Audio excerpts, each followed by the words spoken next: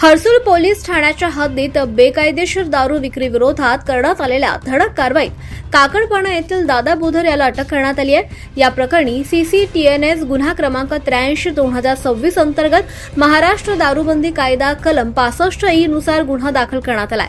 पोलिसांनी केलेल्या कारवाई दरम्यान आरोपीच्या ताब्यातून सुमारे 23,520 रुपयांचा दारूचा साठा जप्त केलाय।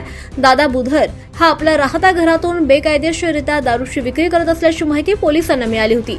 याबाबत स्थानिक नागरिकांकडून वारंवार तक्रारी प्राप्त होत होत्या। मिळालेल्या माहितीनुसार आरोपी विरुद्ध वेगवेगळ्या ठिकाणी गुन्हे दाखल असल्याचं समोर आलंय। त्यामुळे परिसरातील नागरिकांनी बेकायदेशीर दारू विक्री आणि तस्करी करणाऱ्यांच्या विरोधात सातत्यानं कठोर कारवाई करण्याची मागणी केली आहे। ही कारवाई हर्सुल पोलीस ठाण्याचे API जीवन बोरसे यांच्या मार्गदर्शनाखाली करण्यात आली आहे। पोलीस पथकाने छापा टाकून मोठ्या प्रमाणात दारूचा साठा जप्त केला आणि आरोपीला ताब्यातही घेतलाय।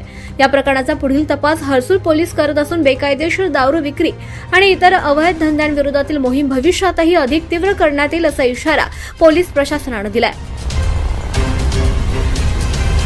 नमस्कार, मी API जीवन बोरसे हर्सुल पोलीस स्टेशन।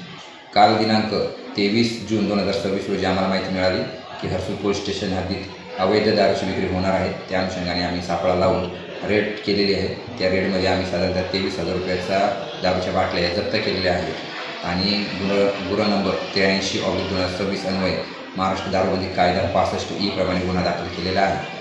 माझं हर्सुल पोलीस स्टेशन हद्दीतील नागरिकांना आवाहन आहे, तुम्हाला जर अवैध दारूबद्दल कोणतीही माहिती मिळाली ती तात्काळ पोलिसांना कळवावी। आम्ही त्यावर कठोरात कठोर कारवाई करू। धन्यवाद।